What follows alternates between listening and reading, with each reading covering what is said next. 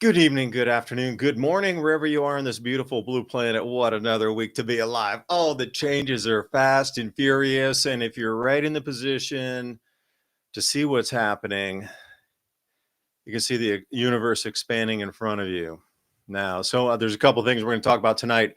I personally am going to roll through some gold and silver sites, online purchase areas, mints, Royal Mint, Canadian Mint, UK Mint, to these sort of things, to show you that there's really not very much silver out there.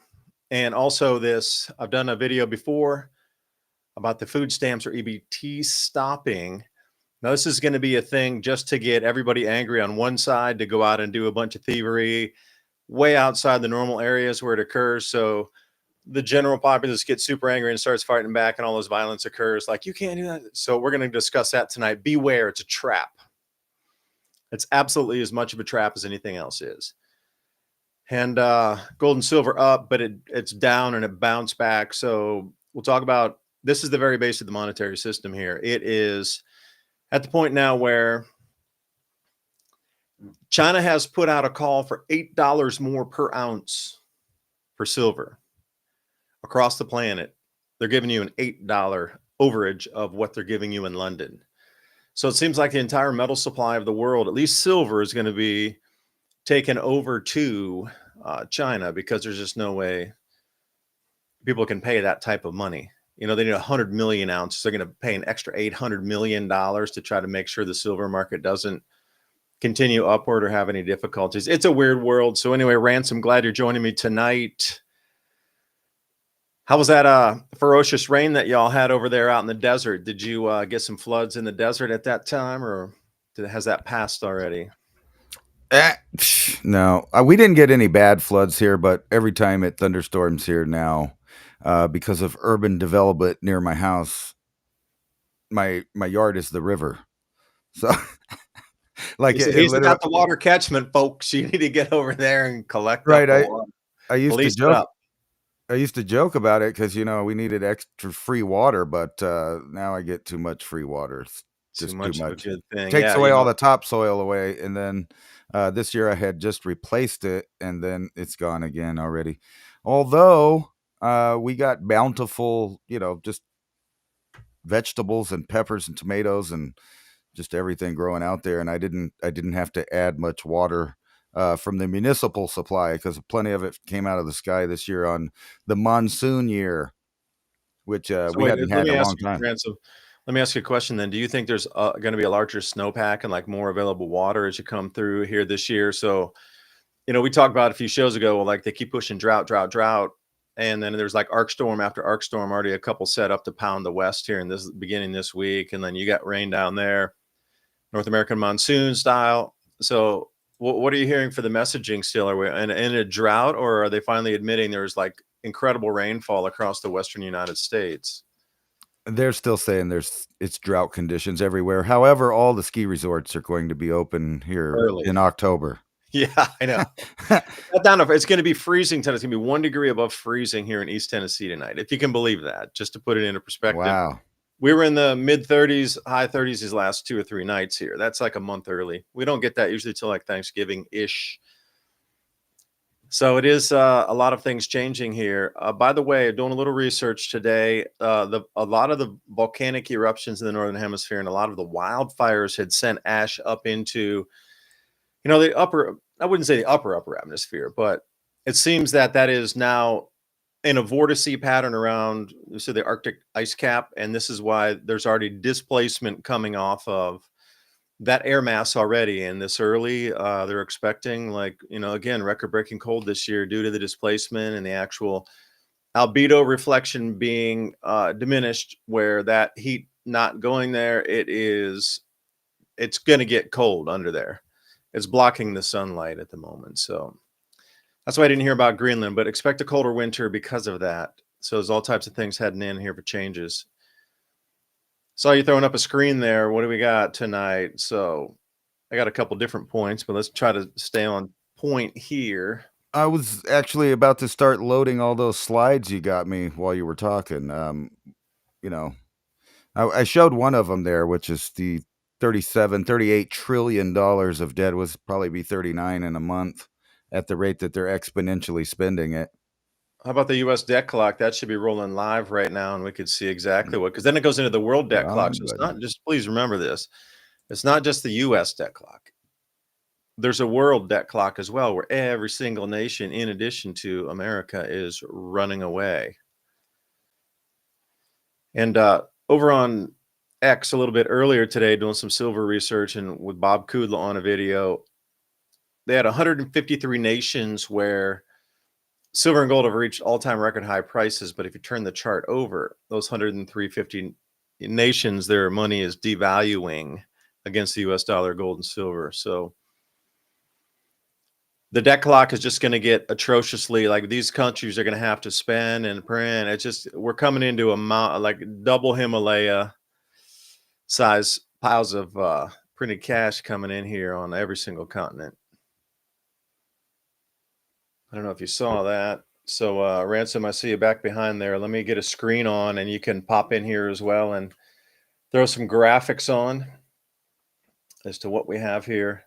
And thank you for our sponsors tonight, Alfa, Vedic, and Victory Nutrition International. Also Hemp Lucid coming on for us here during the holiday. Chase just had a baby. Congratulations, baby daughter, baby girl, bringing up the family. It's a second child, so props to him. And not seeing such a dismal picture where a lot of people right now are like, I'm not having kids. I'm crazy and bring them up in this world. But I think it's been like that the entire pretty much existence of humankind, except for these last decades. Probably after World War II would have been more of a quiet period. And there's some quiet periods through history in the last 150 years. But I would say, most of the rest of that length of history has been,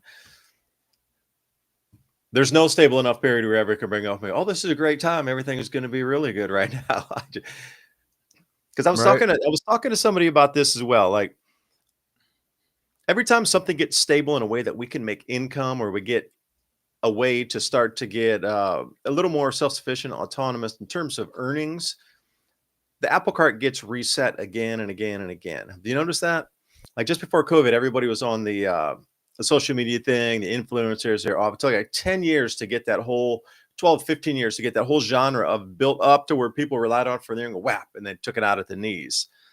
Airbnbs as well. They told everybody, get Airbnb. That thing been going on for 15 years. Get Airbnb, get a second mortgage, get a third mortgage. You're rolling in the cash. Whack. COVID came in. And it's like, it seems like, and then traders and people doing stuff online, think back in the 90s when you got the whole online business and it was so easy, then you could buy like traffic and get page one of Google rankings. Whack. And every time people get into this rhythm of figuring out the new tech, coming up with it to becomes that's the main earner, and then some other event seems to reset us at a 15-year period, 10 15-year period, just to take those that have gotten in that sweet spot during those 10 years. There's no way for you to continue to earn income, and they spin you right back into trying to get back into the jobs again. I've noticed this, and we'll talk about some Bitcoin and Bitcoin loans and how that stop outs. This has a lot to do with it. Like the liquidity is going to come pouring in here, and they're going to really run the prices on this, and you're going to be excited. But when you take those loans from the Bitcoin, if there's a flash crash, you lose it all. And that's where the big banks are coming in. They're figuring out how to get every Bitcoin on the planet. And that's the way they're going to do it. Continually flash crash every so often. So it might be 3 years of stability. And you're like, damn, I can live on my Bitcoin forever. I got one or two. I'm just going to loan them out and get 100 grand a year. And yay, 200 grand, 5,000, 20,000, whatever your number is. And then wham, a flash crash comes and you're going to lose it.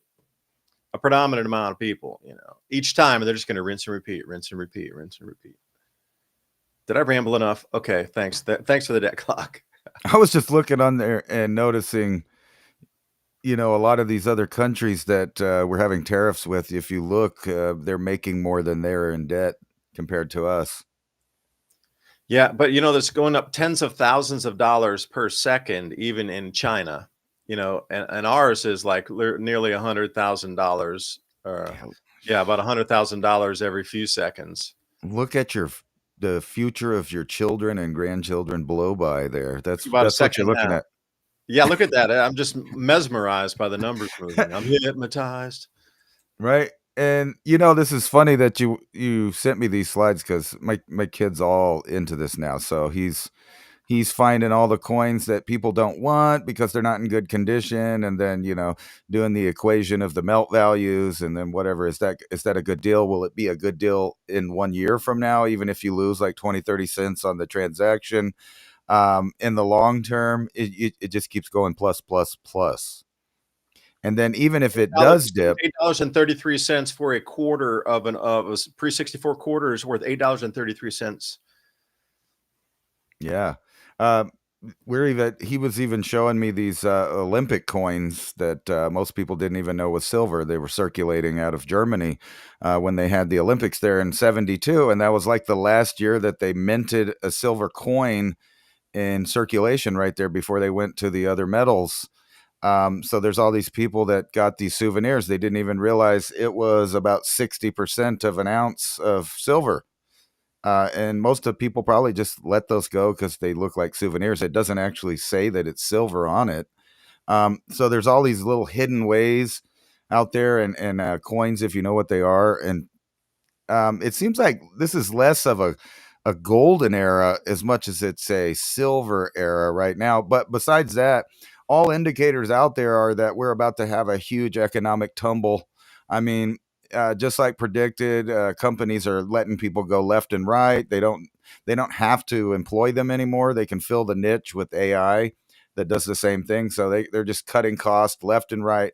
And you're seeing this from Hollywood, news, bankers, the military industrial complex, all those little office cubicles, empty. The great log off is really happening. And then at the same time, you're just seeing, prices skyrocketing. Everything seems to be in real economic turmoil, despite, you might think that, they're investing in the future and maybe it'll turn out all right, but who knows? I mean, things are looking kind of crazy out there. It really looks like the empire is showing its cracks and about to crumble. And what I mean by the empire is basically the Western civilization way of life and its connection to the banking system. The wealth is being removed at a rapid pace out of the middle classes. It's just disappearing. It's gone. And the kids that are waking up in tomorrow's world are going to realize, literally, just like they rubbed it in your face, you will own nothing and you better be happy about it, or we'll mess up your score there and you won't do nothing. And then you'll really be unhappy about not having nothing. So you better be happy with not owning anything as long as you get to use the services. That's a mouthful. I say that 3 times fast. Yeah, really. Like, think about all the stipulations that'll be put across these people. And now, at least, we might have some equity somewhere, right, where we can pull off that in the new system. But people coming up, see, this is what I don't understand. This I guess it's going to all be universal basic income. Like, we are going to be the last generation that has equity in something private that can be extracted or turned in and digitized or whatever. And I would like to run through a Pax Gold chart here with you as well. That's just terrible. The depegging of gold. So, I wanted to talk about the dangers of any of this coming up here. But over on buymeacoffee.com/civilization cycle. Thank you, Allison Bavej. Well done, Ransom. You carried the show well. I missed last week, and I want to say something to you. It was Tuesday, and we had something go on where one of our contractors didn't show up because I'm trying to repair the house here. We had some damage and some winds, and I need to get the front of it done. And I don't know why, but my brain literally, because the next day the contractor didn't, my brain didn't register that that day happened. And as we came into Thursday, I really still thought it was Wednesday that we'd transition today, because I was waiting on Wednesday for something to happen and something never happened. So when the next day, when something did happen, that transitioned my mind to say, this is Wednesday. I literally lost a whole day. That's crazy too. Like, my mind was not, it didn't process time in the same fashion. And I just can't explain that to you. Like, that turnover of a day moving to the next day, that didn't occur in my mind. It was still the same day for like 48 hours. So think about, like, time is not, for me, something's going on with time as well. The time space continuum is bent. I bought Goldbacks yesterday. Catherine Barlow buying us a double espresso. I bought Goldbacks. Ransom, you have any of the Goldbacks there? Because I know they're out in your area more than here. Like, they got a fair few. They got New Mexico, Nevada, Colorado, a fair few Goldbacks. You ever see those things used in real life in stores, or anybody trading them amongst themselves? One-Eyed Jack, thank you also for the double espresso. And someone, as always, a gem. Speaking of gems, there you go. We got gold smuggling. We need it. Oh, I was muted. No, I was going to say, no, I've never even seen those. I've never seen anybody just, showing them off or spending them or nothing. Those things are hidden. And I plead the fifth. I never seen one. Okay. I was just curious, because they're actually more out in your neck of the woods, and like, they travel around and you can buy them at the show, Right. I've been trying to get him on my show too. Are you talking about you're just talking about the Goldback dollars, right? The gold. Yeah, the ones that actually bucks. contain the metal in the paper there. The real pretty artwork too. I plead the fifth. I've never seen one.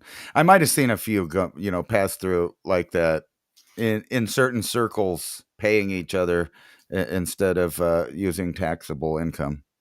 Well, that's called barter, and that's the way we used to do it. And I'm totally in favor of that. If you're able to produce a product with your own hands, love, time, and skill, that's a travesty that you shouldn't be able to trade that to somebody else who you think that's valuable enough that they have the time and the skill and the know-how and the materials to put something together that you need. And we have to use money for that. Nah, if it's equivalent, or we find enough equivalency in that, perfect.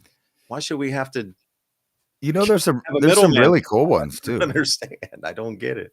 There's some really cool ones. I've seen a Kim Jong-il Goldback dollar thing. Trump's got, like, I don't know, 10 different versions rolling around out there of the, they're not dollars, but they're printed gold flake Goldback. I mean, basically that's what it is. There's enough gold in it that it's worth something. Just a little bit. It's supposed to be. A couple bucks. And evidently, it doesn't matter where you go in the world. There is gold smuggling. It's gold fever. It's gold fever. Even people are doing, not unlike what happened in World War II, how a lot of people just moved their wealth by wearing it. They basically just wore it on them and left. And they took it with them. that's happening again in India because of the same thing. Everybody's buying the gold up, buying the silver up. It's not really a seller's market. People are trying to buy it and they're not wanting to let go of it. That's what and it's so weird. Like even my kid's tripping on the he's going through all these different sites. He's showing me, like, he's real into it now, and he's like, look, these people are getting screwed, by the time they pay shipping, they lost all this money and blah blah blah. And then he was like, but if you get these, they're damaged, and the melt value is worth more than what they're selling it for, including shipping. They call it a scruffy coin. There's an actual real word, scruffy. So they're like JM Bullion does scruffy for like bars and things. So that means like damaged and incredibly worn, nowhere near new. Usually that stuff's coming out of somebody's collection from grandma's closet kind of thing. Scruffy.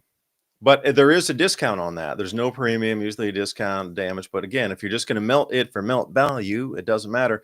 And that image you just had there, Ransom, of India, where the gold smuggling is going on, the video I worked on the day before, the Indian government has ceased all private individual imports into the country, meaning you can bring it in, but the government confiscates it and they pay you for it, but there's no metals being sold into like the individual jewelry market anymore. All that money is coming into the Indian central bank. All the gold and silver that gets imported, it's no longer for private hands. It only goes into government coffers, period. And they're running that all the way through March 31st. So the reason they're smuggling, as Ransom's beautiful slide there, is if you bring it in, you have to give, and the government's going to give you a rate, but it's probably not going to be exactly the spot rate. It's probably going to be back of spot. But these smugglers, for example, a kilogram of gold in India will get you about $35, $40 extra premium on it. And that was as of last week. So I'm sure it's higher now because there's more restrictions. So people are willing to pay you more if you get it in the country versus less. The government gives you less, and the people who really want to buy it give you more. So this is why government's trying to intervene in the middle there. And Diwali, if I could tell a quick personal story, I went to India back in the early 90s, 94, 95, and I went to Diwali Diwali is a religious holiday, festival of lights in India. And I went to this place in Rajasthan. This place was Udaipur. It's along a lake, and there's an old Raja's palace in the middle of the lake. They filmed a James Bond movie there way back in the 80s, surrounded by, palaces on hills from the Raj days. And this is like a magic town, and lights strung everywhere. And, I that's when you had to use guidebooks, and there wasn't an enormous amount of information. You read about Diwali, lights and people wear jewelry. Okay, we're going to go see Udaipur, super cool old town. And I got there, and I couldn't explain it to you. It wasn't just jewelry. It was like that stuff you just showed me on everybody. Like all of that would have only been like one arm, or maybe just like part of the face, or one arm. Like that whole thing that you showed me of that tray of jewelry, that was just one person's jewelry. Right. And it was far ornate than that. And then it came down these massive necklaces. I had really never seen jewelry of this magnitude, or like goldsmithing. We're used to like a diamond or something, like a little thing on a pendant, necklace. This is like gold draping. Now, there must have been millions and millions and millions, tens and hundreds of millions of dollars of gold just walking on the streets. And thieves were absolutely dealt with right there on the spot. There was no thievery around allowed, but that was back then. Conditions could have changed. But as I was asking somebody, like, man, you guys this is crazy. Like the amount of wealth in this jewelry, like how can you even walk out of your house like this? Like, yeah, we do it once a year. Everybody protects everybody else. Neighborhood, nobody steals. If you steal, you're dealt with, and then you don't steal next year. So that was the whole thing, is they protect themselves. Communities protecting, but they came out for this festival. It was the most spectacular thing I'd ever seen in terms of that kind of jewelry. And that's really maybe what made me understand the value of it, and the just absolute exquisiteness of, and then with the flowing garments and the lights all over everywhere, these lights, God, it was such a magical experience. I really want to say that is beyond expectation, and like a corner of my brain kind of lit up that had never been lit up before. Maybe it was the churras yogurt drinks that they had over there. Whenever you used to see, like in the 80s, they would put these Arab, guys on TV, and they would show them with all of their super big chains on like that too, representing that, they're super rich out there in the middle of the desert from their oil money and stuff. And then, of course, you always would see the Italian mob wearing big chunks of gold around their neck, and even rappers and stuff like that. And you think about it, what that is that's that non-traceable money that you have just in case an emergency happens. You just take it off, and then you got 50 grand or, whatever you can get for it, because you're going to lose on the deal, but it's instant cash right now that any number of people will take off of you. So like if your bank accounts were seized or something like that, you're wearing part of your wealth. And now it's like, you see those guys with what they call the frost. They got the diamonds and the gold. So they're carrying around several $1,000,000. Can't really do that these days out in the public, but it was a big thing in the 80s and 90s, and that's where you got the term, hey, look at him with his bling on. Those were actually really smart people that had their banking on them. And most likely they were probably strapped or had security to protect that investment too. But it's the same thing with coins. You stash coins. It's a right now money in case of an emergency, no matter what. It doesn't matter what's going on. It could be nuclear war. There's going to be that guy that's trading in the stuff because he thinks, you know what, in a year and a half, this stuff will settle down and I'll be sitting on a pile of silver and gold. There's a real famous YouTuber guy that takes in stuff, and he's real fair about what he gives for it. And it's funny.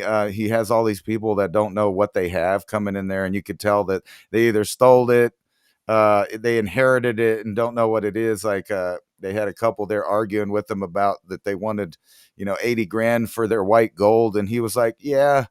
Okay, well, this is fine silver because it says right on there, this is, 0.999 fine silver.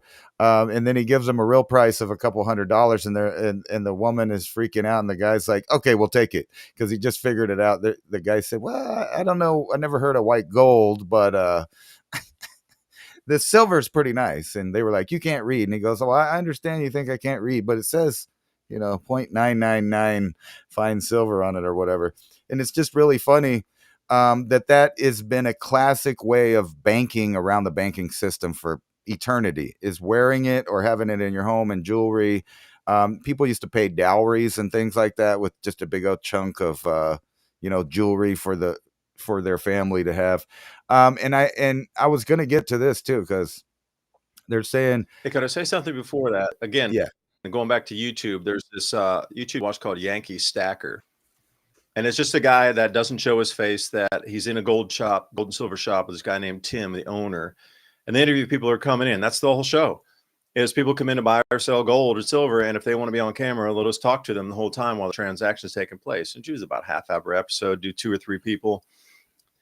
But one guy came in to sell a bunch of silver, and Tim, the owner of the shop, was running it through the machine to make sure it was correct. Because, there's different ways to test the silver. And when these guys are buying now, they're testing everything. So you're guaranteed when you rock in to go sell something, they're going to run it through a machine to test it first. Right. So he ran it through the machine and goes, this one's, I think it's fake. It just doesn't fit on it. It's the wrong weight. It's just, I think it's fake. He gave it back. And then the other guy came and looked at it and he goes, oh, that's platinum. So, be careful if you're going to try to get rid of the coins. And if you don't know what you have and you got grandma's stack there, please read the coins, because it could be platinum or palladium.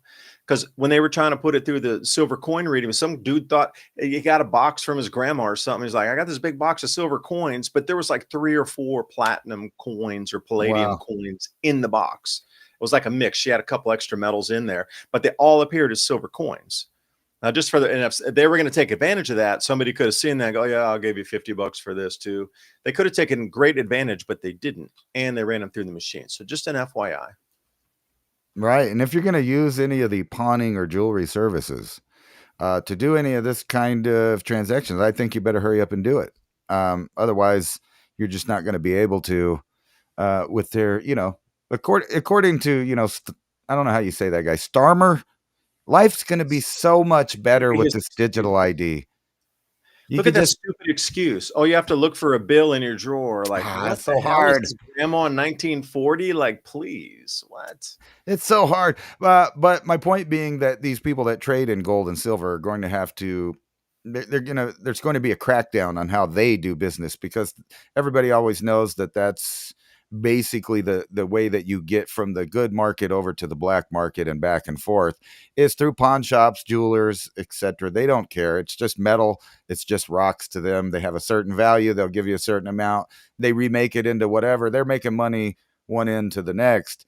But it's going to be a lot harder to do that if you can't do any kind of business without being involved in a digital ID that has access to your account, and you not being able to do that. The only way around that is to literally not use anything in the system, which is going to be very hard, because even the gold and silver dealers and things like that are going to have to, they won't be able to clean or move their money without being involved in this. So they're going to have to capitulate, I think is the right word, with the system. And they're going to have, you're going to come in, you're going to be filmed, your biometrics are going to be taken, and you may just have questions, because I covered last week when you were off down here by the border. They've seized, like they did for Customs and Border Protection, a whole 90-mile area along the border where the Treasury Department wants to know about every single transaction that goes in between the countries or in that little area along the border, all the way down to $200. You think $200, that's what you keep in your wallet for emergencies. But they want to know everything. And I have a feeling that number is going to even go down further. And then those programs are going to expand, and they're going to use the excuses of maybe some kind of conflict we have going on, making sure that certain peoples that are not supposed to be here don't get to use transactions for human smuggling or drugs or other. Of course, those are always the excuses for that, but we can see from one end to the other, it's starting to be a complete clamp down on the banking services when it comes to having your name attached to it. And now I've seen several articles that are talking about they don't want people to be able to change their phone number anymore.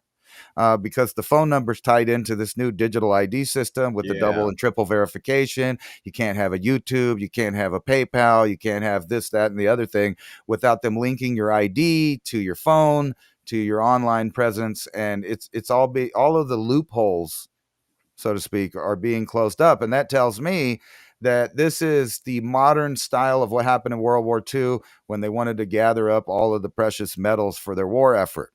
That's what's happening. It's a transfer of wealth to pay for the new system that they're going to implement. Yeah, let me read out a comment here that I see.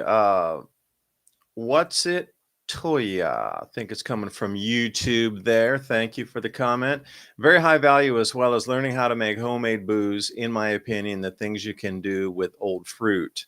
And might I just go into this? I am sitting here with a three. Now, the A is apple, the P is pear, and the A is crab apple. And that's when I distilled this out. But again, I am working with somebody who has a distiller's license. So I'm under tutelage of them. And it's, I didn't put it in any oak, or we didn't put it, I personally didn't. I just took it off as we did the run. That's why it's white. And I proofed it down to probably about 30 proof using spring water just for sipping. I'm not there to get hammered, right? It's just for like a sipping dessert wine. Ate a big meal earlier tonight, but I didn't want to eat any more wine or anything. I mean, I had some bubbly sodas or like lemon bubbly. Just wanted something to chill on and just enjoy. But it's got all those three. And when it's running off the still, we do like different bottles. So you're at the bottom of the run. This is some of the stronger stuff coming off. The reason I'm telling you this is when it comes off the still, like your very first bottle, the first 750 mil, that thing's up around 160 proof or so. Or That'll wet 160. your whistle. What's that? I said, that'll wet your whistle. Or 160%. No, it's not 160%. You see, here's the whole thing about proofing it and bringing it down. So 40 proof, 20%. That thing's coming up at 160, and it's down enough to do the tinctures. My mind's running and trying to do the math here. But the number one thing we use the number one run for is when it comes off that first, when you run that first bit off there, tinctures. And before that, it is gets into a little bit of methanols, but if you know where you can cut that, you can get your rubbing alcohols out of that. And then you come into what you consider like the first drinkables. Most of the volatiles have boiled off. It comes off most of it around 179 Fahrenheit. And once you get that range between like 179, 185, somewhere in there, you let that run, and you know your calculation of how much methanol needs to be taken out versus the batch and how many gallons you put in, because there's a certain ratio on that. And that first bottle that comes off, like I say, you're pushing like 160 on it, like 80 proof. And that is for sure anything that you want to tincture up, that's the one you want to use. And then just slightly before that, or even into it, you're getting into more of your rubbing alcohols and different types of things that'll disinfect incredibly well. So those first two bottles are incredibly valuable for that sort of thing. And it's pretty strong, so you'd always need to cut it with water anyway. You can't drink that stuff. It's just that when they say moonshine, that's what they're talking about. Like you just get knocked on your head. I mean, it's not even a pleasant feeling. It's not. Proof it down. You can drink it, but other uses for that, again, you got cleaning things for the hands, the skin, cuts. So if you're going to be working outside, you're going to get a lot more cuts in your hands. So you can use that for rubbing alcohols. Again, when you get down to that first bottle, you can still use that to disinfect a lot of things. But the tinctures is the number one use for that. Is anything you can find to save. Like we got willow trees out back, some save them homemade willow bark and that sort of thing for aspirin during the winter time. Why would you go buy aspirin I got willow bark and I got 80 proof alcohol here. So why would I not use that to preserve some of my own medicines? Again, it's all about, Rance, we're talking about supply chain maybe going down. Again, things are going to get more expensive. Should you not be able to take care of yourself? Of course you should. If you know how to tincture medicines and any of the wild forageables, there's many books on that. If you know how to get that into some sort of alcohol, you can save that. Different types of mushrooms and things, a huge amount of, you can make your own tinctures. Like ridiculous amounts of tinctures. Go back, that's all they did in the 1800s, 1900s, still do today. So many things are just alcohol based that can take out the constituents. You strain that off and you got your own medicine in a bottle that you made yourself. That's been used for thousands and thousands of years. That still works today. Drug companies don't want you to know that. But then once you roll down to like 3 here, and then you need to proof that down pretty heavy. And then once you get into 4 in the middle of like the run, that's the hearts right there, like bottle 4 for sure. And then it just kind of thins out as you all go all the way down and get that weird cardboardy or like just strange taste at the very end where you know you're done. That's worth nothing really. You got to pour it back into the next batch that you're going to distill. But thanks for that comment. Now, the reason I tell you this is what else can you make with different types of products? See, if we got a base product, what can you make as a higher value down the chain on that product? If you have a bunch of apples, well, I can make the alcohol and I can give you that range of products. Is that worth something? Of course it is. But Ransom, give me another example of something from a base product we could create or distill, not even distill, but when I say distill, I mean, whittle down on different products that could be produced. Well, it's an endless list almost is what I'm saying. Like, where's your outside the box thinking? Not you, but everybody listening.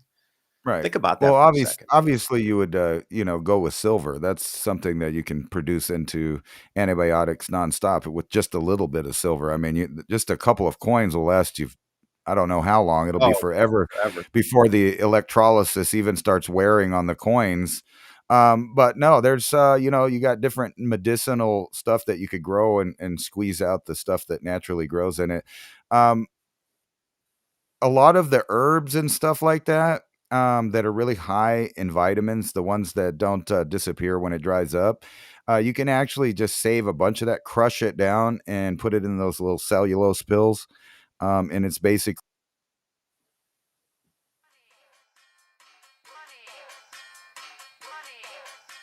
we went to the countdown for some reason. Anyway, I'm over here checking the comments. I have not touched it. I didn't touch anything. But sir, from one end to the other, though, I'm just seeing that, and I'll show you. There's some stuff I was going to talk about. if you were to start making money right now in the way things are going, the trends that are happening, some of it's classic, some of it you wouldn't think about. But like right now, if you were going to start investing in stuff, it would be in DNA companies. That's the next explosion of the gold rush right there, as far as on the technological end. And then, of course, you got classical stuff like booze. Booze starts to go up when people start to get more broke, when things seem worse as far as like world news, things like that. Booze goes up.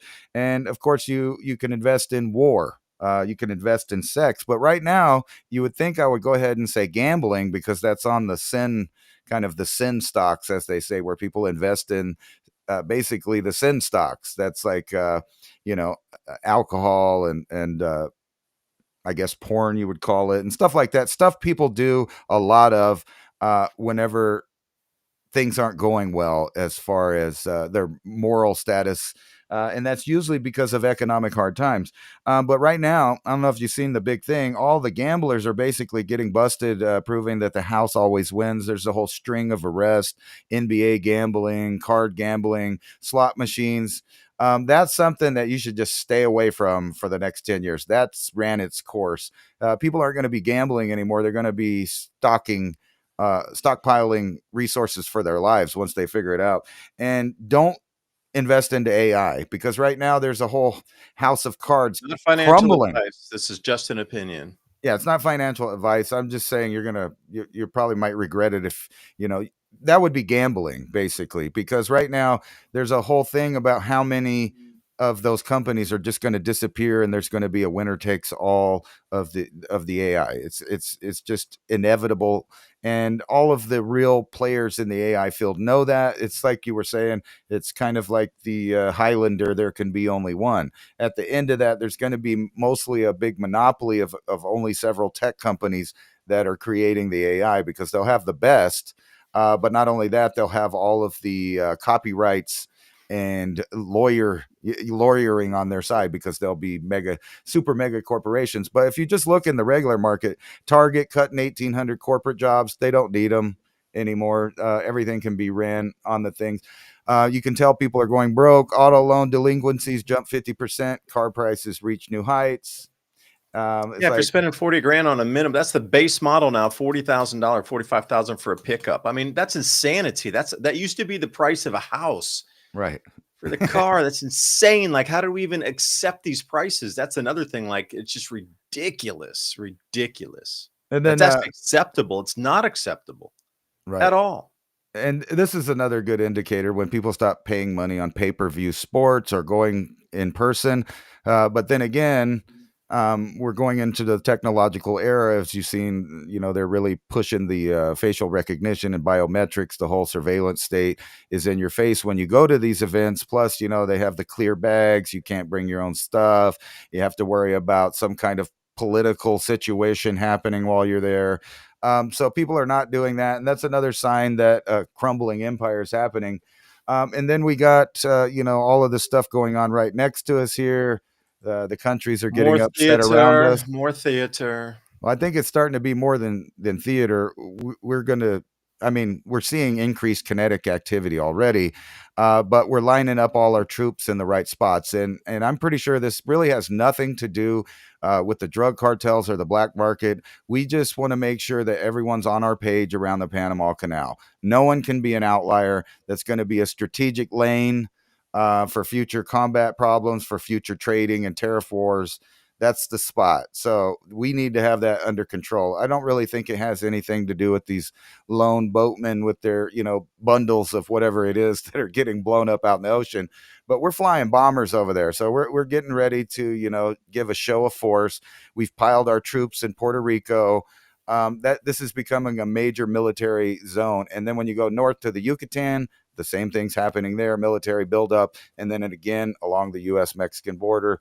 It's just all signs. And then, no, wait a second. See, that scares me there. You know why? Because after you get past Guyana and whatever, they're going straight into Brazil. And think about Brazil being a BRICS nation that's also aligned with more Russia and India on that side of things, a whole new block forming, and they have an enormous amount of gold and resources. So think about what we have done as America. You go back into Iraq. What do we do? Saddam was going to go over to a gold-backed currency. We eliminated that, and all oil sales reverted back into U.S. dollars. Libya and Gaddafi, again, he was starting a gold-backed currency, and that couldn't be. So then after he was removed out of power, what happens? We revert right back to all dollar sales in Libya for oil. Right. So if they're going to get out of line somehow in Brazil and start working with BRICS and selling gold and keeping, a huge amount of ag products moving over to China, that allows and pushes farmers in here into America not to be able to sell anything. Like, I just can't see it stopping in Venezuela. Like, I really can't. That would be a toehold, perhaps. Guyana has some of the largest gold reserves in the world. Oil reserves offshore just, blow things out of Texas away and make them look small. Like, the amount of oil off of Guyana is just incredible. But that borders over into those oil fields right over offshore in Venezuela as well. Like, that whole area is one gigantic oil field, equivalent no less with some of the oil fields in Saudi Arabia at the size, depth, breadth, and billions of barrels that are there. Now, you think they're going to stop there, and then you got BRICS nation, Brazil, right over there with all the gold and all the extra resources that we might need if we're going to be in a continental economy. They're just going to stop right there. An arch number 1 or number 3 enemy, BRICS, is Brazil, Russia, India, China. The Right. B is Brazil. And since it's doing so much damage to the American dollar, again, the reason I tell you that, they're damaging the American dollar, just like Gaddafi was going to, just like Saddam was going to do. Well, also you And we have come back at it. There's protecting the dollar. Why would they not take out Brazil too? That's all I'm saying. Excuse me, Ransom. no, I was just saying it, that's very likely because Brazil is communist leaning now. And There you it is. gotta remember that it was only 2 years ago that Venezuela was trying to take over Guyana, right? They were trying Yes. to Yeah, take they it was going in, to and invade that too. they were going to make it part of their country. And then if you stretch back before, when Hugo Chavez took over in the first place, they really embarrassed the United States by kicking out all our oil companies, Exxon and Chevron and all of the other people that had platforms and were drilling a lot of oil out of there. So we're going to take that back. That's almost assured that that's going to happen. Just looking for an oil And you're field map offshore there for that. It's a, right. because the gas fields off of Gaza, and I'm not being political, but there's massive gas fields off Gaza that have not been tapped yet. There are, when you're talking about cubic meters of gas, they're in the trillions there of cubic meters of gas offshore, because it never got developed because it's offshore Gaza, right? So Right. that's up for play right now too. Just saying. And then, this is all really, in my opinion, just leading up to an era, because we joked around a couple of years ago and we had a show that was really before. We were playing around with the commercials with the AI, and you could get it, but you could still tell that it was mostly AI. Even if you were fooled by it, if you looked harder, you'd see it. But now we got stuff that's so real, and we had that show that you can never again believe anything that you read or see or hear, and that is true today, like really true. And don't forget that we haven't repealed the Smith-Munson Act. It's still there. It's still there from Obama renewing it. And then you have this right here: a lawsuit accuses Google AI of fabricating news articles that never existed. So this puts in, right in the mix of all these world events happening, and you get these little sketchy pixelated videos out of Ukraine or Gaza or Israel or take your pick. You cannot trust that you are looking at a real genuine photograph or video of an event that actually happened. And they've been busted over and over again before the AI even came out, recycling pictures from other events and recycling video from other events, saying that that's happening right now. Matter of fact, there's still kind of, a plague on all the social medias of people putting out misrepresented videos. And I think that was on purpose, because you remember the government was also pushing to get stringent rules put in place about misinformation and deep fakes and all of this other stuff. And then we're just seeing And the whole. let me go back and Go share ahead. this one quick. There's your major offshore oil field for Guyana that Venezuela shares. Now, there's a very large oil field in Saudi Arabia called Gwadar, and this is not exactly the same size, but it's in the same size category. And that is one of the largest oil fields on the planet. You're only seeing the surface. You're not looking subsurface and the depth of this thing.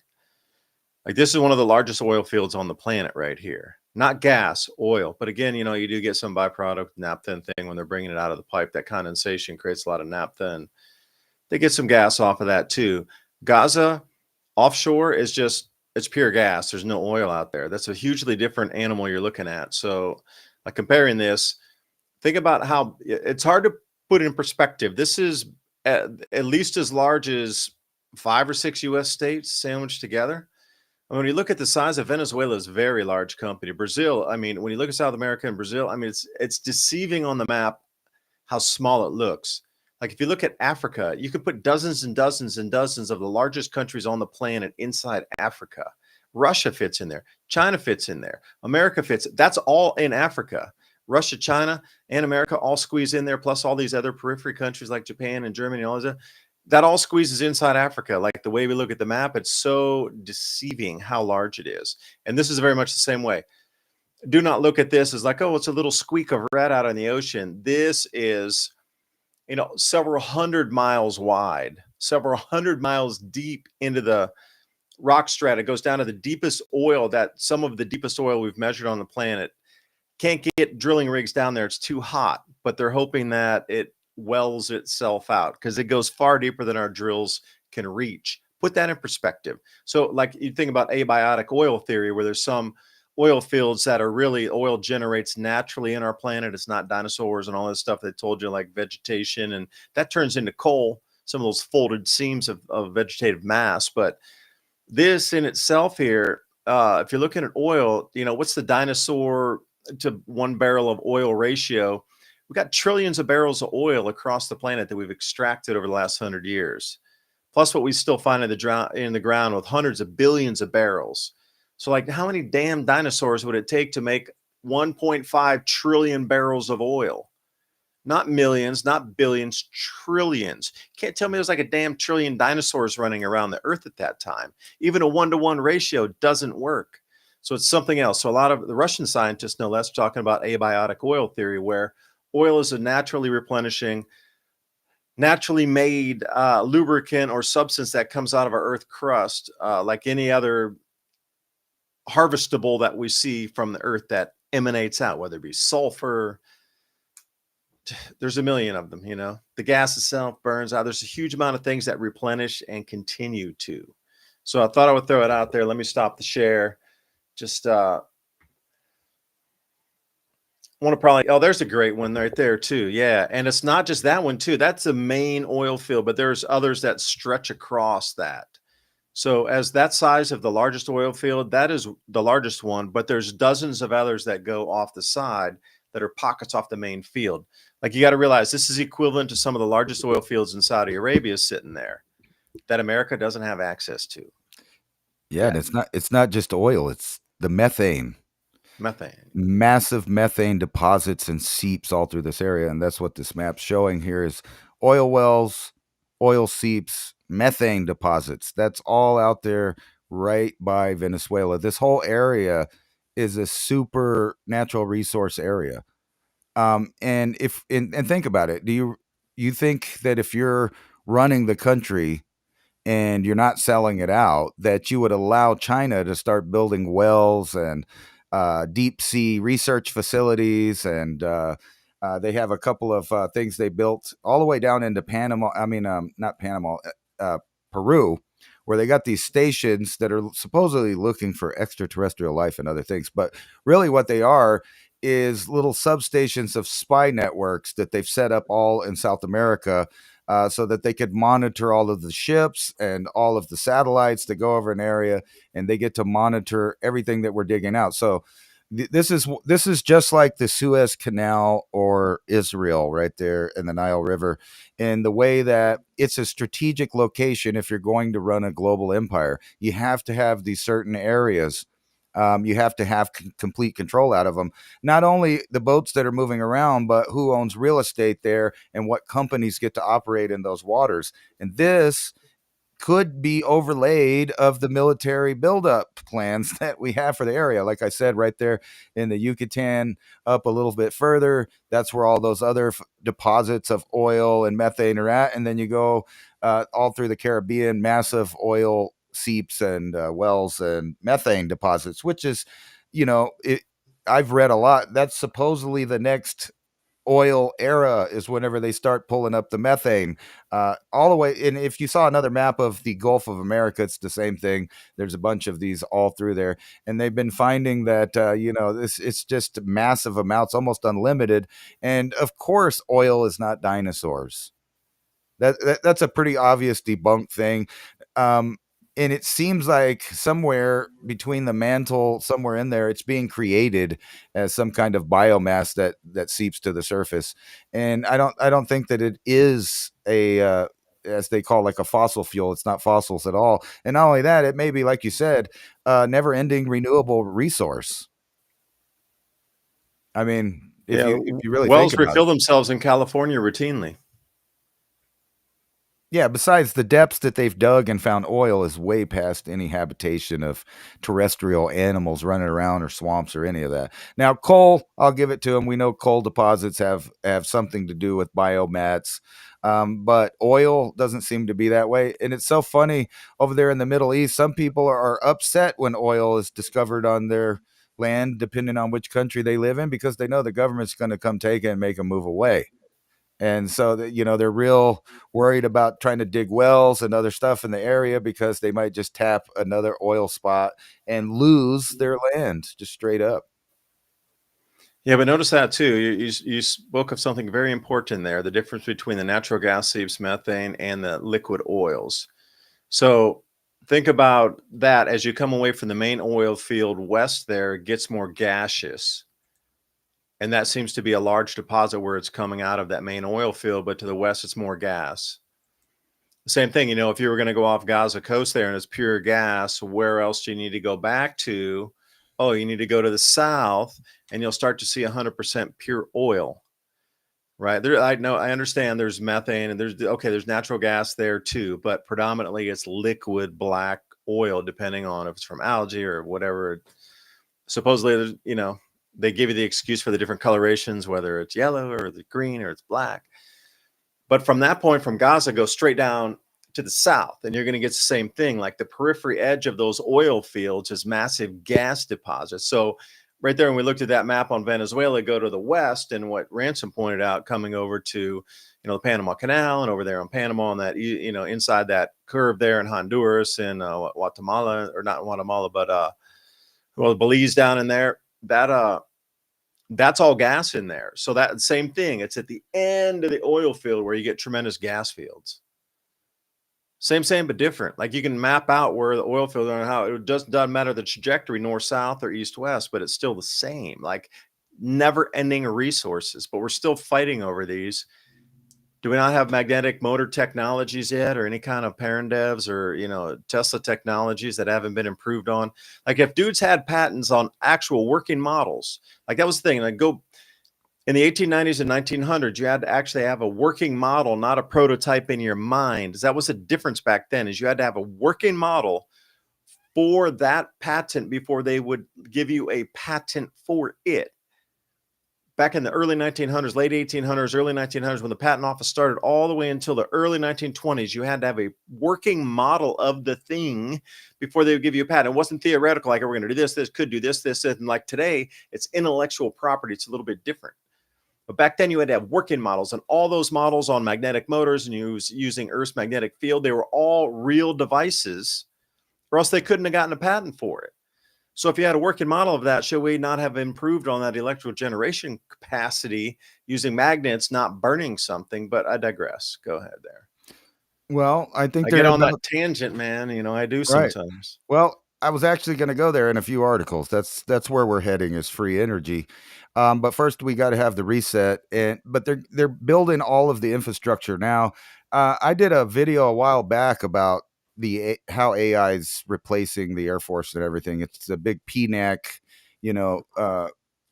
prophecy, basically, that by 2025 we would just replace all the pilots with AI.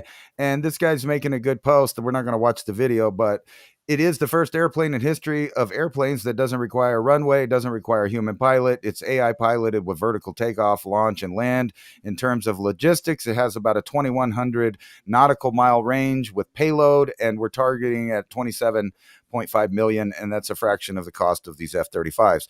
And basically what he's pointing out, and they already have a bunch of them. I mean, I don't remember the models, off the top of my head, but there's probably about 15 to 30 different I'm going to say subsonic fighter craft that are completely AI that are going to be doing most of the war.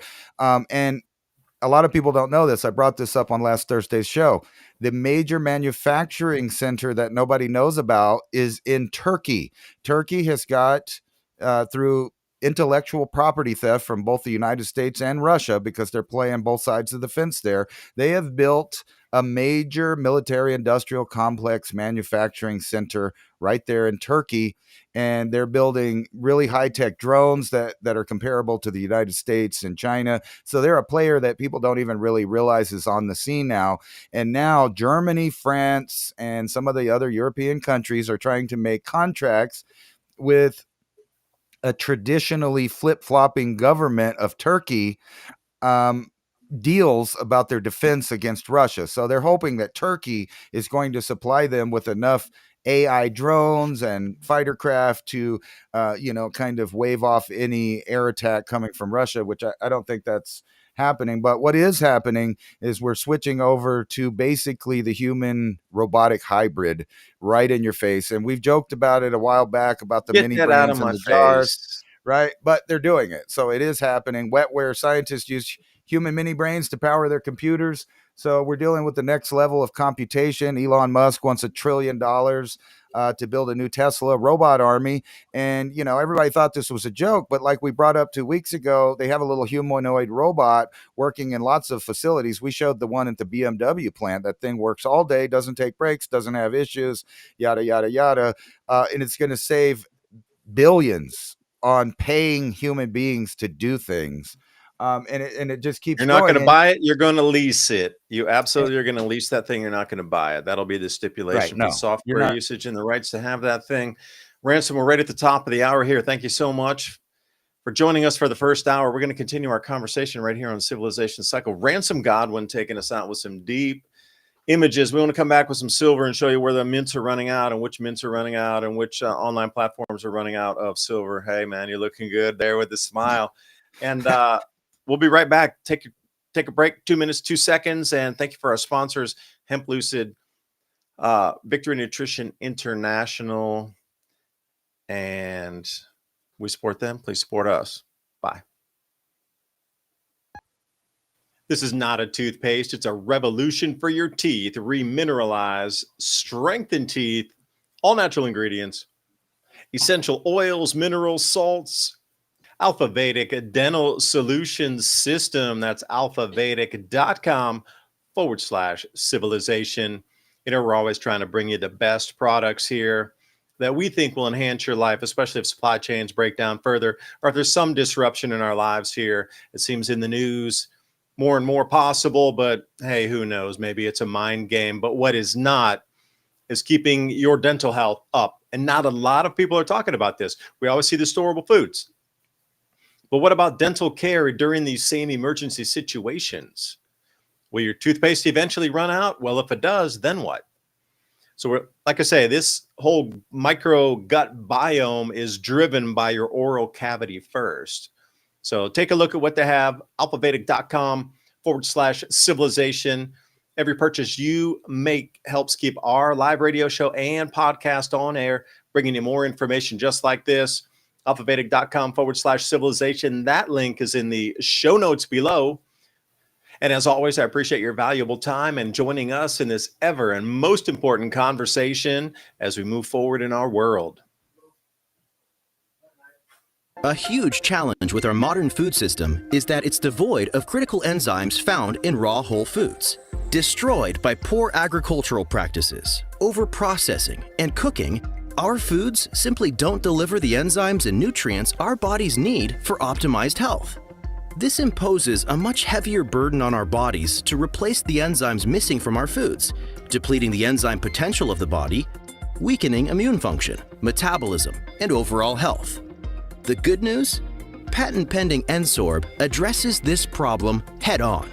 Ensorb uses VNI's proprietary proteasome absorption technology to rapidly deliver the metabolically activated multi-enzyme complex directly into your blood. What can Ensorb do for you?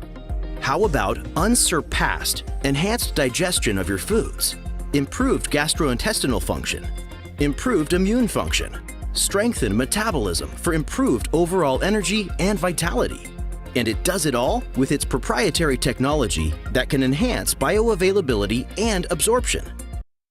Head over to vni.life/civilization or click on that link in the description box below. Takes you directly to the Ensorb page. When was the last time you could trust your gut?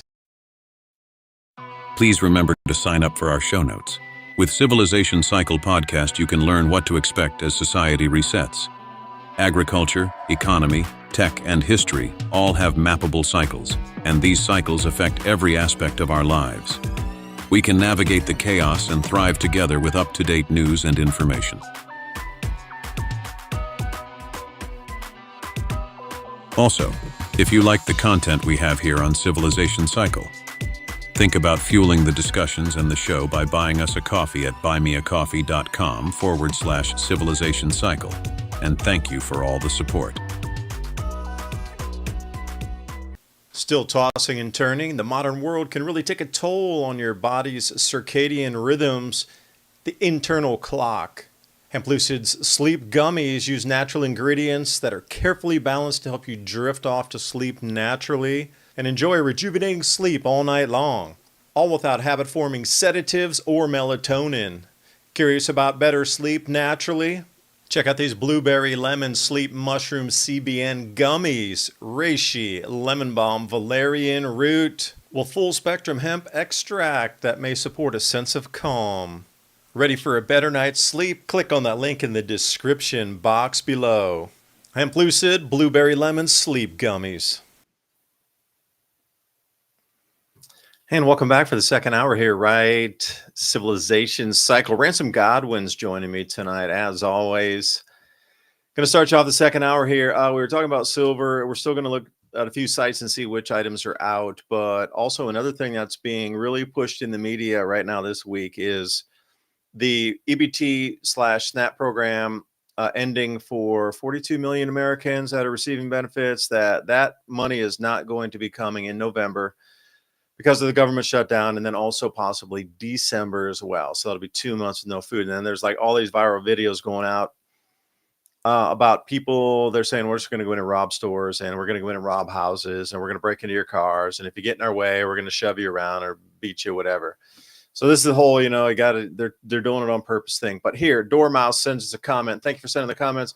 And thank you for supporting us over at buymeacoffee.com/civilization. Got Dormouse here asking a question. Well, more if it's a statement to start us off for the second hour, which is a great one. Roast baby pelican on the coals for breakfast again with sushi and seaweed on the side, sprinkled with lemon myrtle, a wild forageable, and decorated with a dune flower. Wow. So when they're talking about not having enough food, do you think any of these people that are saying, we ain't going to eat, not going to eat, don't have enough food to eat? You got to watch these videos. They're absolutely insane. I watched the craziest one today. I actually watched like dozens and dozens.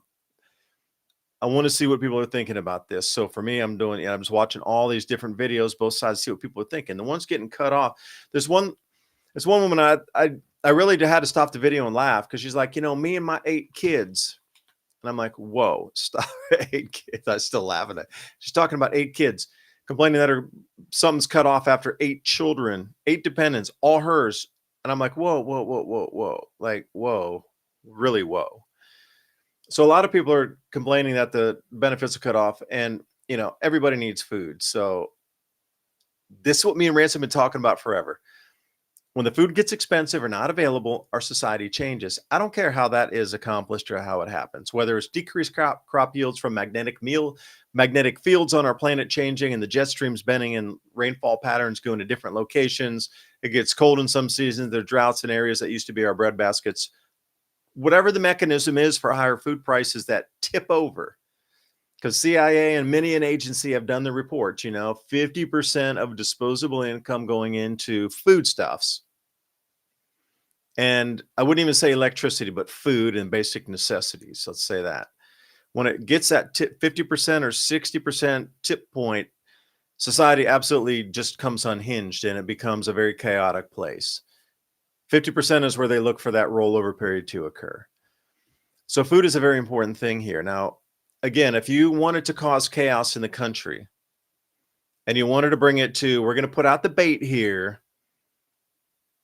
and we're going to let these others take the bait like fishing, then this is exactly what we're seeing roll out right now. Do not take the bait. If you, again, what they're trying to portray it as all these people over here want to steal everything that you work for over here. So if you see them stealing, try to stop them stealing from kind of the stores. But another whole group is like, can't afford the food. Like I literally can't afford it. Don't have any money. Like really don't have any money. Can't afford the food. And I'm not going to starve. And all the videos, I kept hearing it again. One thing I kept hearing was not about, I'm not going to starve. The main theme of these videos I've been watching is usually they're mothers trying to feed their kids. And it's like, they're not going to starve. My children will not starve. And it's the father saying the same thing. The mother's saying the same. I don't care where you are. Mothers and fathers unanimously are saying the same exact things. My children will not starve. And it would, me and Rance have been yapping until we're blue in the face about when this time comes when things get so expensive for the food or non-availability. This is the time that our society disrupts like a zipper into something new. That's why the title of our episode tonight. It's so obvious. So why are they doing this so obviously? To create the chaos that is going to be the catalyst for many other movements from this point forward. So Ransom, I'd like to jump in and maybe answer that question, because if you knew one of the endpoints of this government shutdown was going to be the cutoff of food assistance to the nation coming into Thanksgiving, no less, coming into Christmas. Now imagine taking those 2 months, no food for anybody that's on assistance. Like what kind of chaos is this going to cause? Is the question. I mean, it's done on purpose for these particular 2 months. And I'm wondering with the resonance of Comet Atlas out there, magnetic field shifts, that is also determinant on what is happening in its connection to the sun and how many CMEs it's going to roll off and how that'll affect our planet. Atlas is here. The food shutdowns are here. Atlas is triggering our sun to send more CMEs. Our magnetic field is just like saturated. They had a dump event come straight down our lines. Oh, like how can you get that much electricity coming into the Earth's system? And the next time, if it can't like de-electronize itself is the best word. You get dispel, or that electricity needs to go somewhere. Those electrons need to roll out. Those protons need to zoom out. Like the Earth's field is totally, it's like saturated as soupy. The next one that hits, if it's a large one, we're going to get massive quakes across the planet. We're going to be looking at power outages. The system itself is so energized right now that you can't put any more into it. And the next CME that comes down is going to overcharge the Earth's electrical circuit. Literally, a capacitor is going to blow on our planet's electrical system from the sky to the crust. And that is insane. When it dissipates through the crust, and boom, you're going to get that reverberations of just massive earthquakes. Just saying, but that's all related into this time. And they're expecting these massive CMEs when Comet Atlas comes by the backside a little more and it wraps off some of these sunspot groups and connects to them. Wow, they get that discharge. So thanks for joining. I over rambled again. Damn it. I'm going to turn myself off. No, man, that's right where it's going, and that's where I was going with the technology. So I would consider that right now we should probably stop calling this the Holocene, because we're going into a new era of, it's not the regular human era as you would think of it in the Holocene that we've been in, throughout recorded history there when the Pleistocene ended. But we're approaching the end of Genesis here, is what they call it. I don't know if you saw the big O concert in Egypt where they have the Masonic lights all over the pyramids. And then what do you see? But they hired this DJ that's kind of going around with this transhuman thing. And I'll put it right here. And basically what it is End of Genesis. It's the end of Genesis, but on top of that, here, let me see if I can get this bigger here. I've seen that thing before, like a year ago or so. That giant. It's traveling around the world, and basically what it's representing there. If I rewind it here, Satan is locked up or some kind of satanic thing. But if you look at it, it's a transhuman woman, robotic, with horns, and it's breaking free from the dimension that it's in, which is the digital realm that it lives in there, or kind of, it's just an art show. But it just goes into kind of what we're talking about. We're now going to tell everybody that we have edge state, practical infinite energy. That's being released. Look at here. You got the Department of Energy unveiling national roadmap to deliver commercial fusion power by the mid 2030s. There you go. They've been hiding that for 70 years from us. Right. So we're in this new era, and this is where it's going, is all digital, all robotic. Don't worry about the energy that you need, because that's really it's unimportant. And to circle back to the food stamp Ransom, that's going to power the AI data centers. What they're showing you here is there's going to be a coupling of those two AI data centers and this. That's their power supply. Yeah, infinite energy. In addition. And then, of course, then they'll start popping out with the other technologies that go along with it. But before they really get this rolling, though, they need to reduce population. And one way to do that is to cause havoc, wars, famines, etc. And, when we were looking at that map, I was going to bring that up before, of all of those gas wells and the methanol wells and all of that stuff there in the Caribbean and the Gulf. That's also one of the last, if the magnetic field continues to collapse and goes towards an exponential flip. Basically, for a period of time, it's going to be really bad everywhere, except for the equatorial regions where the North Pole and the South Pole seem to be headed at this time at an exponential rate. We've been watching it slowly increase in speed. So near the end, and from what I've read, these flips can happen almost instantaneously, as far as historically, like you'll be 1 week, it'll be far away, and then it'll just keep getting faster and faster until it flips, just like magnets do whenever they get to that threshold where the magnetic field is too much for it to be separated and it snaps together. That'll happen to the Earth, but there will be mass regions where growing and being outside will be problems for just a little while. I don't know how long it's going to be, how long it would last, like a day, a week, a month, a year. We really don't know. But in that time period, there's really going to be only a couple of safe zones, and that'll be around the strongest parts of the magnetic field, which will be around the equatorial zone, somewhere around off the coast of South America there, around the Panama Canal, and then on the other side, I think around India or something like that. But then it'll flip back, of course, and then you'll have another little intermediate point where things are dangerous. And to circle around to the food stamp thing, we've long said that, and we've already seen it when it glitched out a couple times, that people basically started an insta riot. And over the last couple of years, the whole idea of law and order has been kind of thrown out the window. So now we have a government shutdown that pays for all of these welfare programs, including paying our military, including, government people. So there's a lot of people that are getting real nervous about wanting to get paid, which makes them, ready to make a deal. And that deal is going to be, you're going to go ahead and continue paying, whatever $1 trillion it is into our programs that fund the NGOs that flood your country with people that don't come from there, and keeping, reversing what we're doing now. And that's going to keep happening. But this is the core of it. After any war that happens, or during that war, the countries around the world, the superpowers, are going to unveil the next level technology. Trump's basically been talking about it since 2016, the unveiling of new things, new treatments for certain diseases. And if you really think about it, when we were living in caves, we lived to about 30 years old, and all the way up until the time we started rolling trains around and building an industry, the lifespan of most people didn't really gain much life. It was only 5 to 10 more years for a long period of time. And then we started coming up with good hygiene, good sanitation, all of that. The populations exploded past what was necessary to build these different levels of technological steps to get to this complete transhuman world that they're building for us.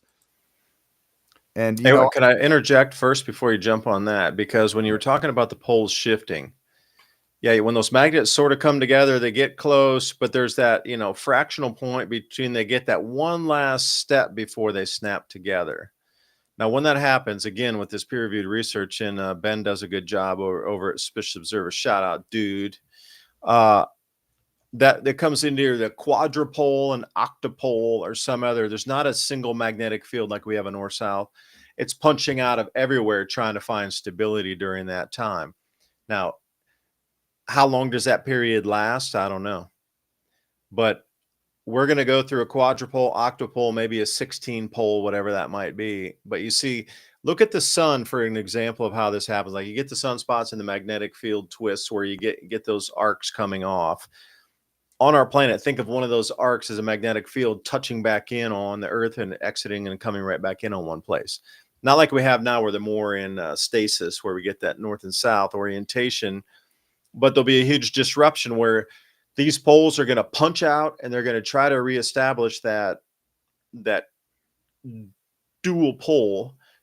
Well, we have just two, but as it tries and unsuccessfully goes out to try to dominate the polar region and become the new pole, it'll get slammed back down into the crust, and that'll make that loop. And at those times, in the beginning, it's going to be what we consider those petroglyphs, like different anomalies in the sky where you're just going to see high resonant plasma displays that hold up there. That'll be a charged magnetic field line trying to establish dominance, but get knocked back down or reconnect back to the Earth. And once it does, it'll dissipate in the charge, but that plasma will hang there for some time. But I mean, the ferocity of just this one action alone will you're going to run to the dolmens when you see this thing happening. And the ones that do reconnect and that didn't get knocked down as plasma, that actually hold that state to become the magnetic field, once you get 4 or 8 of those coming back in, like it's going to disrupt all functionality of every single living species on the planet because we're oriented in a certain way. So if you already see the psychosis happening right now, this madness, literally madness on this planet, that is because our poles are moving like Ransom was talking about. We're only at that point where it's starting to move away from significantly north and south orientation into something that polar wander is taking us in different directions, both north and south. That's already disrupted human functionality, and we're not even close, to where it comes in and it twists off into a quadrupole, octopole, or whatever, 10, 12, whatever, like looping poles before it reestablishes something and then flip. And then it reestablishes it after it flips. We're getting into the madness before this. This is what a lot of ancient cultures talked about. Like before something massive came in, the population went completely mad. And when I say like Mad Hatter, crazy. And we're at that point right now. Yeah, well, don't get me wrong. I don't think we're like going to die off all the way or nothing like that. It's not going to be, no, we won't. super. But I'm picturing, like auroras on both poles, way far into where they shouldn't be, that will freak people out. They'll feel like it's signs of the times.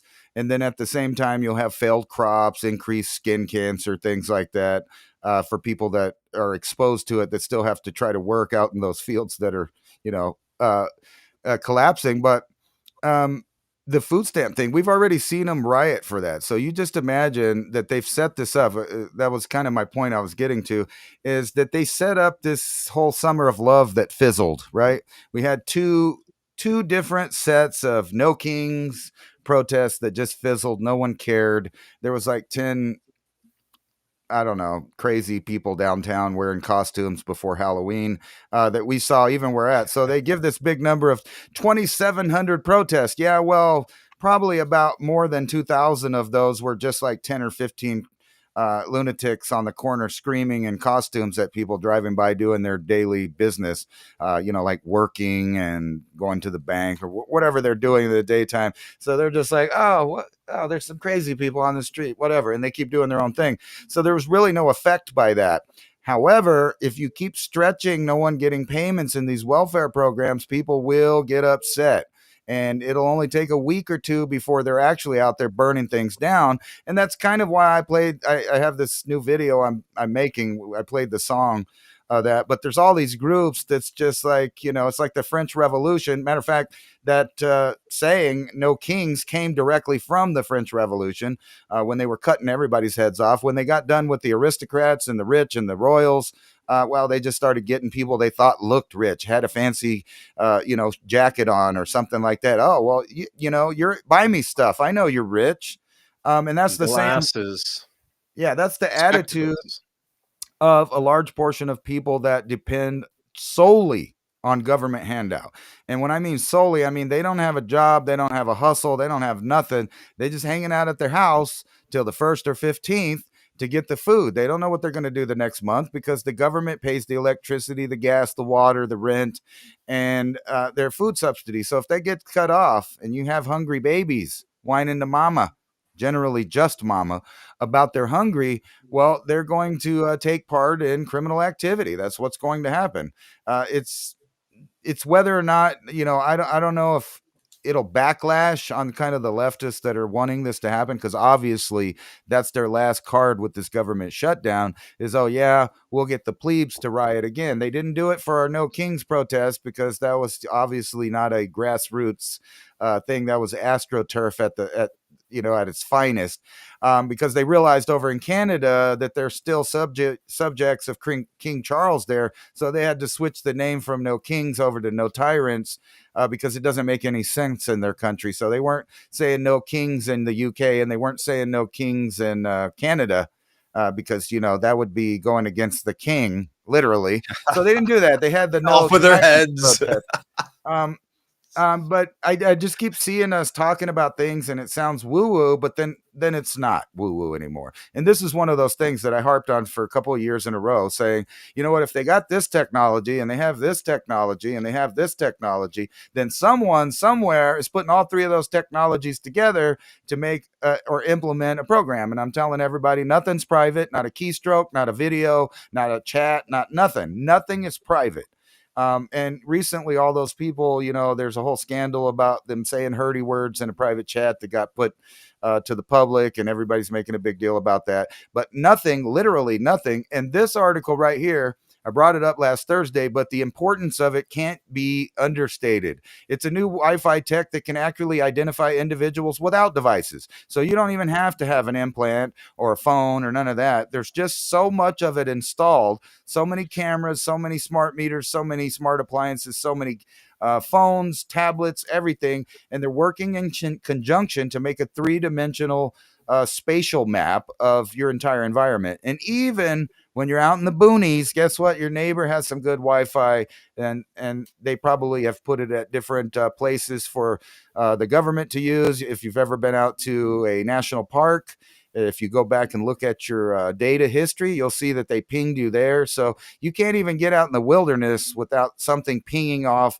your triple, quadrupled identity that's already being used, your digital ID that's already real. So even if you try to get out of it, there's going to be outliers that this system will notify the authorities that there's someone without their device walking through the campus or walking through the city or doing something that's outside of the loop. So these are the guys, out there trying to do the black market and stuff. They didn't take their phone. They're making sure not to get under the cameras. It don't matter. They know you're there. So the idea that, kids are getting abducted and they can't find the shooters of certain events or all that, that's all nonsense. That's all part of the story of the fake world with the fake people and the fake drama. And you can't even believe the video if you did see it. It's horrible. It's the theater, man. You were showing me headlines. I'm like, I'm not a believer. But I want to talk about Garen Thumb for a second. This guy, I was watching their videos. The channel's called Garen Thumb. Got a couple million subs. Does a lot. I think there were special ops guys before, but one of the videos I watched about getting out of a city in some sort of situation. Like, how do you get out of the city, right? Because if things go down and people just get super loopy one day, parts of the city are going to get closed down. Not the entire city, but parts of it. So how do you extricate yourself from that part of the city? And one of the things they talked about, Ransom, was faking the gate on purpose, because they're talking about all the cameras. Like, man, you're not going to be able to walk through a city without them.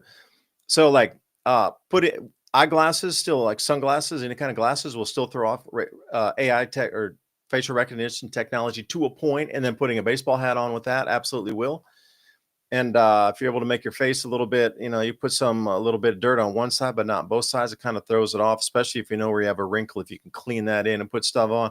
But they were specifically practicing walking not of their own thing is he showed how he walked normally, like military guys walking, and then he watched how he was kind of like shoulders forward and did kind of this like hunchy thing with pigeon toes in.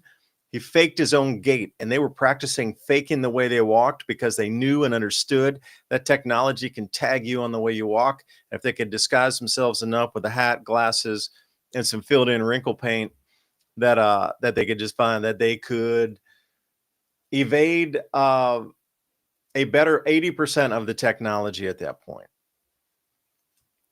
So they were talking about being, in a hostile environment, being a soldier from a different nation and trying to get out of there, without being found, because they're looking for everybody at first, but they don't know exactly who they're looking for until they can ping them exactly, and they get that first ID off the cameras.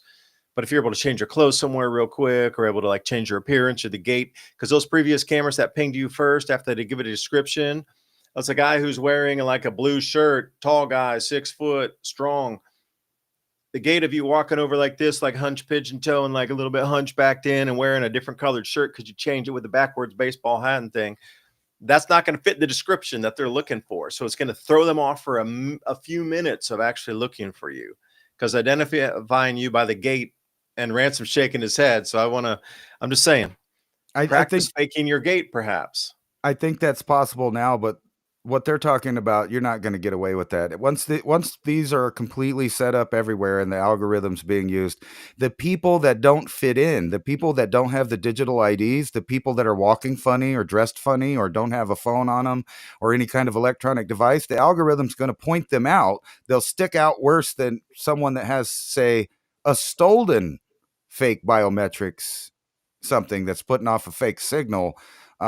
We've talked about that before, that it can't be fake, but it can, because they've already shown examples of people stealing the entire folder, which has a 3-dimensional representation of who that is. So they could broadcast that fake. But as far as old school kind of espionage, getting out of the, all that stuff's over. You'll be spotted out easily because you're the one that doesn't fit into the algorithm. And need I remind you that since the late 90s, they've been putting up drones that stay up for 36 to 46 hours, tracking every single walking person and moving vehicle with a little box. Now you add that software to this software, and you can tell exactly who every single person is. That's why I'm calling it on these governments, and especially in these high traffic, high technology areas, that they can't find or locate someone that did something. That's all silly at this point. The truth is they're not letting the local law enforcement use the technology. Only the big dogs are using it.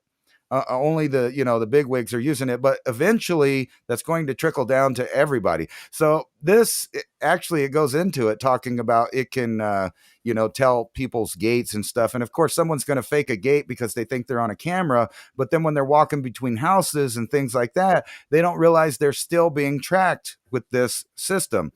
This is using all of the microwaves that are going around all over the city, which are constantly being emitted by everything, including all the smart cars, robots, and other things that are soon going to be taking your place in human objectives there. Now, how does that work out at my farm, for example? Like if I put my phone in a Faraday cage and walk out on the farm, or if you take your phone in a Faraday cage from point A where you're starting, it's in there, and you take it out for emergencies in case you need to use it. Right. Versus getting to the place and then turning it off. That might be a different animal altogether too. Like how much faith do you have in those Faraday bags? I have one and it works pretty good. However, sometimes the signal does get through depending on where you're at. Even with that on there, I've seen a couple. It's like 99.8% accurate. Like if you're standing right next to a tower or something, it's going to penetrate the bag anyway and still ping. But articles like this is another article that insinuates they're letting Europe go. I mean, the EU has to get real if Europe is to matter in AI. Well, AI is the whole new economy. Everything from energy to sales to everything is going to be based in AI. So if Europe's being left behind, that's on purpose, because they're letting it burn, so to speak. This is like the let Rome burn moment in history, where it's going to be reorganized. And here's what we were talking about a long time ago. These billionaires, tech bros, billionaires are are snapping up $30 million homes that can outsmart humans. And when you get into it, they're implementing all that software that I've been preaching about for the last couple of years, the ones that read your mind, the ones that teletype what you're thinking out, the ones that show the images of what you're thinking about or dreaming about, the ones that scan through your meat and look at your physiological responses to things to tell whether or not you're heating up, you're nervous, you're sad, you're depressed, and then soon this will trickle down to the normal people that live in new manufactured homes. And basically you're going to have stuff, your home's going to be snitching on you. It's basically going to be calling authorities saying you talked about this or that in your home. And, or maybe because of your gate has changed and other things that allows law enforcement to get around things that normally would keep them out. Like the Fourth Amendment, they would normally need a warrant. Well, you know what, if there's a medical emergency that they can tell because of the devices in your home or saying your gate's different, you seem depressed and all of that other thing. It's a nightmare future. And that's why they're bombarding us with these sci-fi shows to pre-predict all of this stuff. So by the time you see it, you're like, yeah, I know that, whatever. That's what you have to do. I want to go have a beer and a cheeseburger and I can't do it without my phone having all my stuff. People are already acting like that. I see boomers, all proud of themselves because they're triple and quadruple verified and they got their, all of their money on their phone and everything's taken care of, their insurance. So what happens if, I don't know, the satellites start falling out of the sky? Because no, what if your social credit score is too low and you can't even spend anything of what you have? Your score has gone below a 500, Mr. Ransom. I'm sorry. Those reservations and all that food can't even be purchased. If we were to sell it to you, we would be arrested for selling to you. So now you're being escorted out by a bodyguard. Get out of the establishment. Oh, the robot will take care of you. I'm sure they'll have a robot bodyguard moving forward, but that's the level you're trying to envision there if you're going to take it that way. And also what you were saying, you're just at your farm minding your own business and you decided to get iridescent lights instead of LED lights. And you got some old school ways to have power, light and water and stuff over there. Guess who's going to knock on your door? All kinds of agencies are going to want to know why you're not connected, why you're not part of the system. You're Avon salesperson out. Yeah. Well, you stick Avon out. ladies knocking on my door. The Google drones flying over your house, because that's the new wave of Google Maps, is they're flying drones out over neighborhoods. Instead of the little car that goes around with the camera, now you got a drone that just hovers over your house for a little bit and then goes to the next one. And even that stuff's becoming increasingly updated. Like a few years ago, you're not allowed to shoot them down either, are you? No, you can't shoot them down. Matter of fact, you know that all of those parks and recreation places that you would want to get out and use your drone to look at, it's banned everywhere. And matter of fact, they're passing new legislation to keep more drones out of the sky because the shipping, the taxis, the airplanes, everything is going over to that.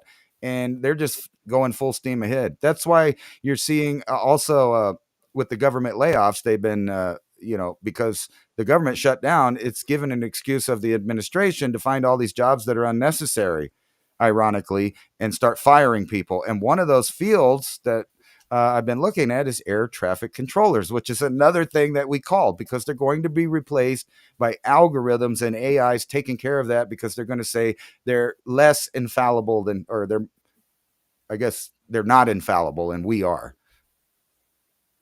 Yeah, now you have that article right there. A classified network of SpaceX satellites is emitting a mysterious signal. I might add, earlier tonight before the show, I was out looking for Comet Lemon with my binoculars, but we're behind the mountain a little bit. So it was Octarius. I could see that clearly, and it was supposed to be just above Octarius, but the sunset time right now, like when it went below the mountain, it was still not dark enough to see it. So we need to go on a hill back in town somewhere and get on a hill and see it. But looking at that time, trying to scout, with the binoculars, just trying to really look in there and see, how could I see it as it was coming? I saw so many satellites, and I was telling someone else that when I was a kid, or even younger, even in 10, 15 years ago, when you looked up, you'd only see a satellite come by like one, sometimes. You'd be like, oh, there's a satellite. Oh. When I was looking in the satellite, sometimes there'd be three at a time, like what they were crisscrossing like this, going through the field of view. And there was always one, and I was like literally maybe 80. 80% of the time I was looking through binoculars, like seriously, for a full half hour or longer, looking for this thing after sunset. But it was just, again, it was too light and the horizon wasn't good enough, too high up off that in the mountain. But literally 80% of the time I was looking through there for full 30 minutes, there were satellites in view moving. Never, it's really gotten ridiculous because I look at the stars all the time with binoculars because I live out in this amazing place that just, you can see the Milky Way.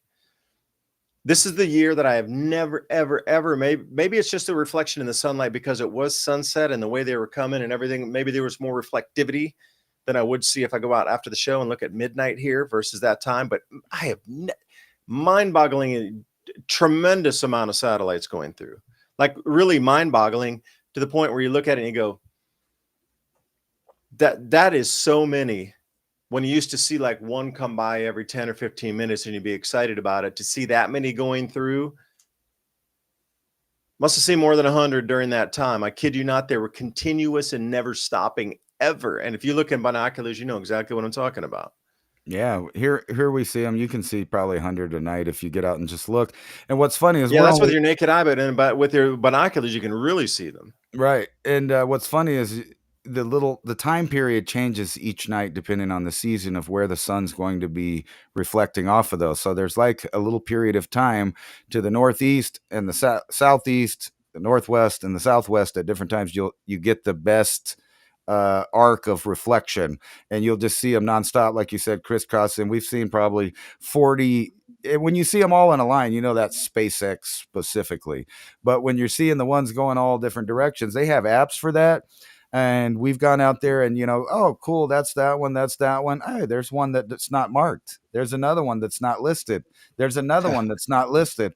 And then every once in a while, we see them change trajectory. Now, I don't know if that's an optical illusion, but it sure doesn't seem like it when there's other satellites in the same part of the sky doing that same line, but one of them turns and then moves and goes. So that's not a satellite, obviously. Or if it is, it has some kind of propulsion on it. And I think they're about to be breaking that whole thing out. I mean, they're literally, getting people ready for new ideas like warfare in America. Military plans to fire artillery over California's freeway on Saturday. And you know what's funny is I looked at that. They did that Saturday. That was last Saturday, actually, I think. Think they're going to do it again. I don't know if the pictures, like I said, were from another event or the actual event, because you never know with these AI stories being written. However, the picture I looked at looked exactly like the formation of stuff I told you about going to El Paso the one time I went down there, and they had them all lined up with their artillery, the tanks. They had they even had those little ones with the microwave attachment gun, so that's an anti-drone device there that they could beam out drones out of the sky. And that was all lined up in practice. So they're getting the public ready by showing them what could be normal. I don't know, National Guard on the streets to clean up the crime, a little military shooting rounds over the highway. Envision that, describe that future to me where you are actually accustomed to rockets launching over where you're driving on American highway. We are accustomed to that here, but we live next to the White Sands Missile Range. So on occasion, they shut down the highway, and, they do that so that you can find out, and they'll have these big flashing lights. You can't go, you have to wait and all that stuff.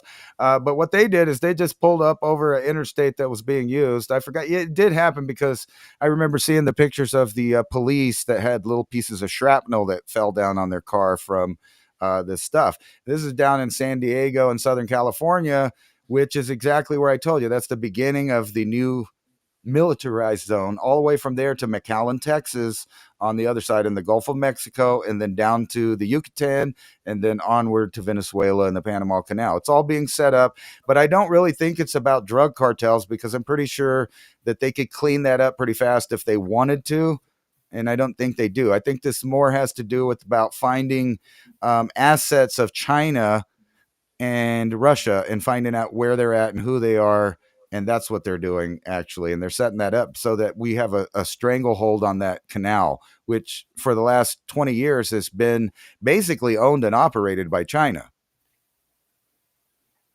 Well, think about you just mentioned some artillery shrapnel there. Like, how much damage would that do to tires if after they had ongoing back and forth between that area, and you're talking about a 200-mile zone or 100 miles inland from the border there, like that would, at some point that has to be a very dangerous drivable zone, not because of ordnance, but because of so much like loose metal on the roads that when you come out of there, you're going to need a tire change. And if there is a war, like rubber is always one of those things that seems to get more, not going to say impossible to get, but more difficult to get. You know, look at war rationing back in World War II. When I was looking at the food coupons, did a fair few videos on that series.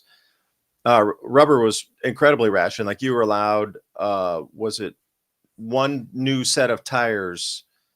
And after that, you were not allowed to get another set as long as the war was continuing. So, you know, World War II, that was 4 or 5 years you had to wait to get a new set, right? So what if Well, it's a 10-year thing? But how you many know, tires would you blow having that much shrapnel and ordnance on there? you think a lot. We do already from just screws and whatnot around here from people, the truckers and different people hauling stuff. People are constantly getting flats and blowouts. The whole thing is, you know, if you can picture Ukraine-Russia battle, but the United States is Russia in the scenario and Latin America is Ukraine. So eventually you'll be getting drone attacks along the southern border and things like that. But for the most part, what you're going to see is kinetic strikes in, I doubt Mexico will probably be soon because I think they'll wait for them last. They're trying to work their way from Venezuela, Colombia up, which includes operations in Belize and Costa Rica, Panama, and we already got our partners there with El Salvador and Guatemala that their governments are folding over to our way of thinking. Now, on the surface, you have Claudia Scheinbaum acting like she doesn't want to do it, blah, blah, blah. But when she comes visit the United States, she says, yes, yes, we'll cooperate, blah, blah, blah. So she's kind of being two-faced because she knows that some people watch the English-speaking channels and some people watch the Spanish speaking channels, and depending on which one you watch, she's saying something different. So on one end she's saying she's cooperating on the American English speaking networks, and then on the Spanish network she's saying, oh hell no, we're not going to let them do anything, we're a sovereign country. But that's not going over too well in Mexico because basically what they're saying, along with Maduro down there, is no, we're siding with cartels and you don't need to come here. So they're kind of falling for the trap of becoming targets. Like they're doing it to themselves by not cooperating. Hold on a second. You just threw the thought in my head. Now, which one's going to be scarier for the American public to absorb? A nuke dropped on Caracas or a nuke dropped over somewhere in like Azerbaijan, or a nuke dropped in Europe? I mean, which one would have the American public just begging at their knees to stop? I'd think like San Francisco or something. You know, I always thought about that too. Right. Because we talked, it's going to be limited. It's going to be like 1 or 2 or 3. We've had thousands go off since World War II, and it's going to be 1, 2, 3, something like that. Limited. Caracas, I'm calling it right there. I don't think they're going to nuke, but we might see some Moabs or things like that be dropped on some facilities. Something. How terrifying really would that be if that was a front page headline? No, the Caracas was nuked. Caracas was nuked or something. That's all right because, you know, we got DNA-based medicine. No problem. We'll fix everything.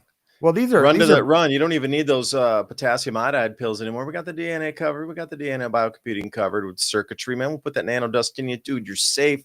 Don't even worry about the potassium junk. That's something so old. That's like the 1600s when they used leeches to clean the cuts, man. Forget that. You need the smart dust DNA biocomputing circuits instead of the potassium iodide. You heard it here first. Well, this is, you know, I'm not going to explain all these, but I just want you to show what I mean by the next economic market is basically going to be DNA based. So this goes along the lines of the mini brains in the jar, but this is even smaller, right? This is DNA based biocomputing circuits. So this is going to be installed in new robotics, computers, and people. All of us, everything. This is the mixing of the bioengineering area. So look at this. This is democratizing biology. Stanford Bioengineering Lab provides affordable gene editing kit for high school students because, you know, what could go wrong? And actually, you know, you could trust them with everything. I'll walk away for a week at my house. They'll never have a party. Never have a party. But don't worry about it because, you know, you were talking to me about that Demons on the Ice thing, and then, you know, that comes out the same year they're letting Satan bust out of the glass over in Egypt and in Las Vegas, Nevada, and cities all over the world. The end of Genesis, they call it. And now the technology, the transhuman technocratic thing is now going to provide miracles like Jesus, because they already told you, we got an AI Jesus, we got an AI God. Who do you want to worship? We'll cure the blind. Look at that. Blindness cured with revolutionary bionic chip. I mean, it just goes on and on. I can hear the sounds right now. You need new teeth? That's all right. We'll just bioengineer them, grow them in a pig, and then you could just put them right in your mouth. You have new teeth. Here's another one. Well, let me say something first about that. So Jeff Berwick, Dollar Vigilante, was doing a little bit of analysis and saw this South Park episode that was talking about the end of the world begins like in November 23rd or 24th of this year. What's interesting, though, is Serum is running the highest powered experiments to try to keep the portals open as the longest they ever have. They think they've made like exponential leaps in how long they can keep these black holes open, these mini black holes open. But at the same time, Comet Atlas comes back out from the backside of the sun at the exact same time. And then all these food riots, possibly with all the foods or the EBT pullbacks from benefits, like all these four things are happening simultaneously, as well as, during that period of time, there's always a decrease in the magnetic field anyway, just as a yearly effect. It might be 5 factors all right then in the end of November. They might be coming out with all of this really in conjunction with what they know is happening with the magnetic field.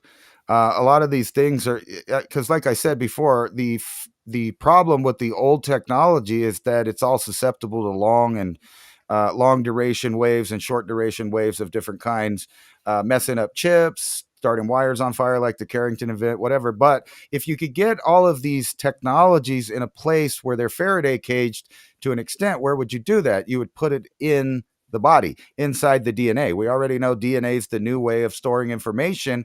They can store the information in the populace that survives. Literally, like the synthetic DNA idea, all of the information that you need to restart. And everybody's in this game here. The art of stimuli, responsive precision, DNA and RNA bioengineering. We don't need to get into that.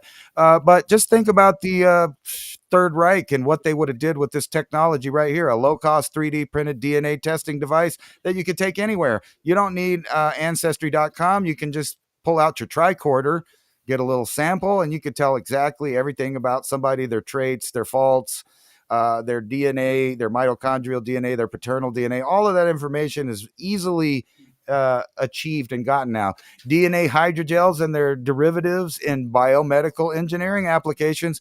Only a few short years ago, this idea would have got you in trouble because they said it didn't exist and they weren't doing hydrogel. it. That's for the tin foil hat wearers. Yeah, this is in the Journal of Nanobiotechnology right here.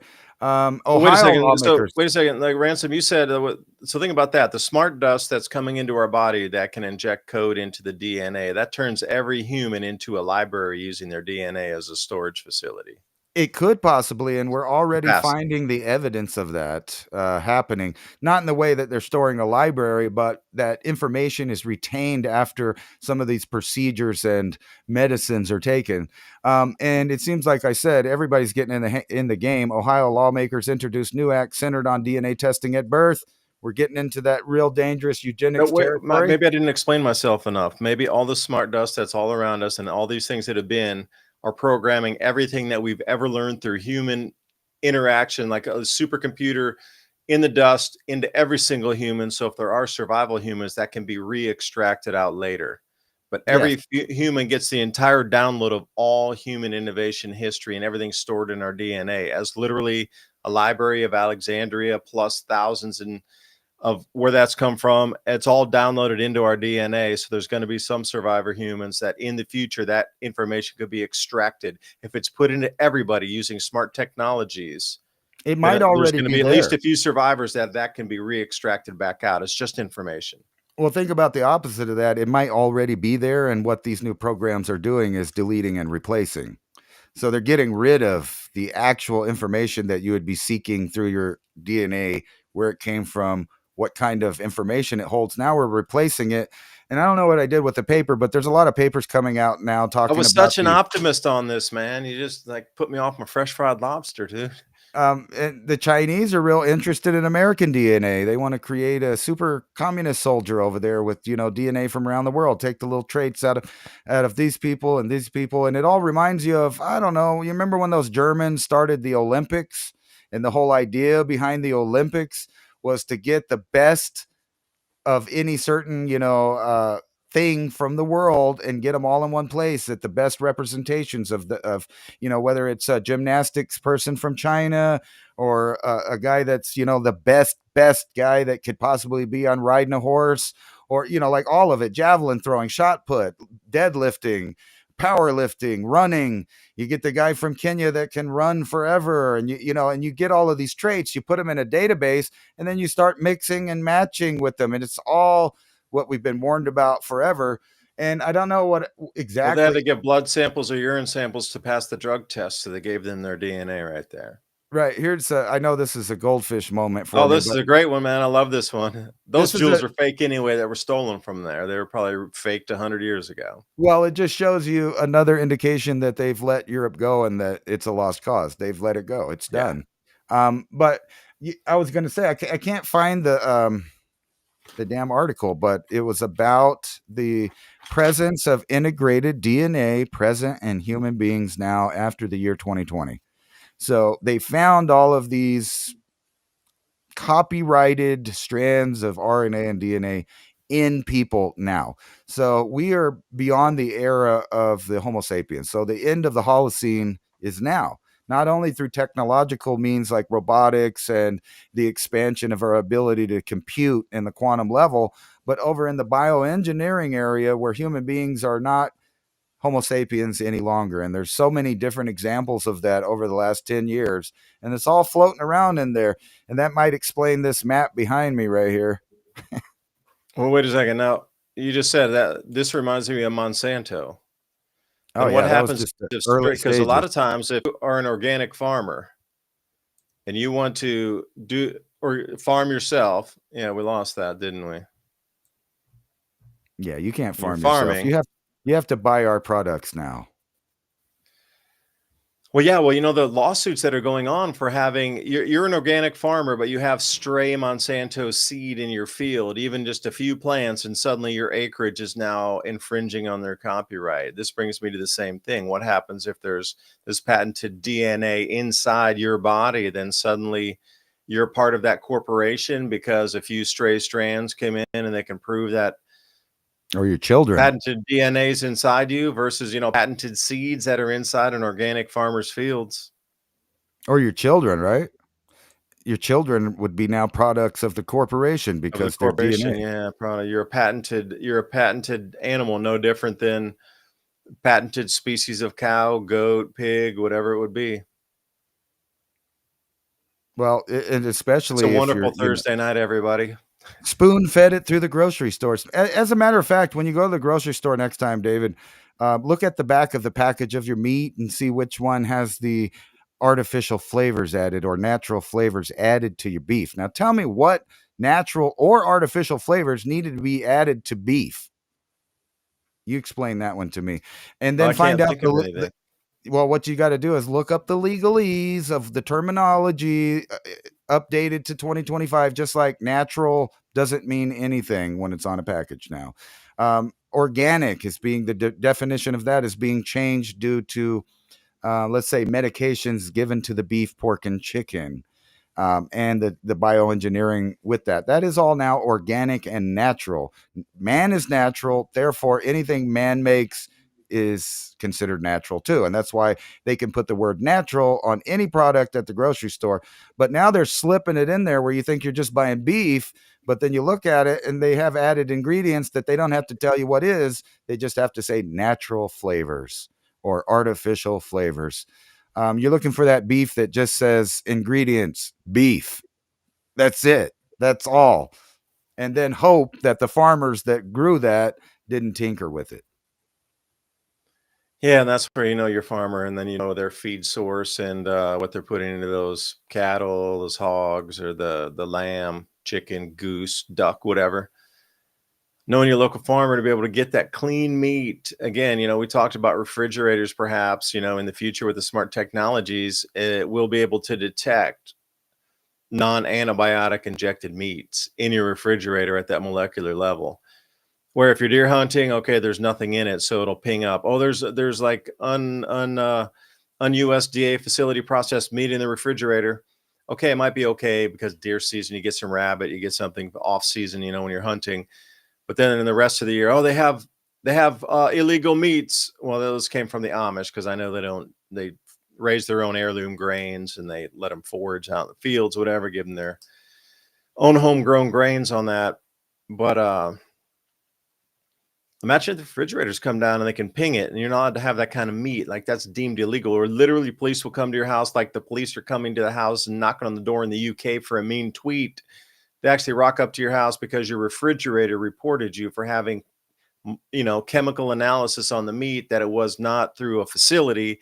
So therefore, you're not allowed to have that and either come by and confiscate it and you get some scores reduced off the social credit score because you had illegal meat in your refrigerator. This is the world we're moving into with all these smart devices. Beware. I already uploaded myself, so I'm not even a real person anymore. No, I was just kidding. But you brought that up, and he's the dude on the right with freaking out with 2 double espressos. I don't know if you saw this on the somewhere in the headlines, but what you were just bringing up about the midnight knock of the secret police coming over to your house about a meme that you put out or a post. There's been the first example over in the UK of the police coming to someone's house because their child looked at a meme. They didn't repost it. They didn't put it their self. They just happened to look at it, which that let the government, they literally snitched on themselves that they're real-time monitoring what people are doing in their homes. So yeah, how did they know the child viewed that? Exactly, because they're looking at their screen from the other side. That's how. Yikes. Which they're doing to us right now, I guarantee it. Such a beautiful world. Well, thank you over on the agencies for listening to our program tonight. Please give us a like from the big 5-sided building over there in Washington. Thanks for tuning in. Those of you on the International Space Station, also thank you for tuning in tonight, Greg. Hope you could hear our different broadcast up there, but everybody else across the planet where you are, thank you so much.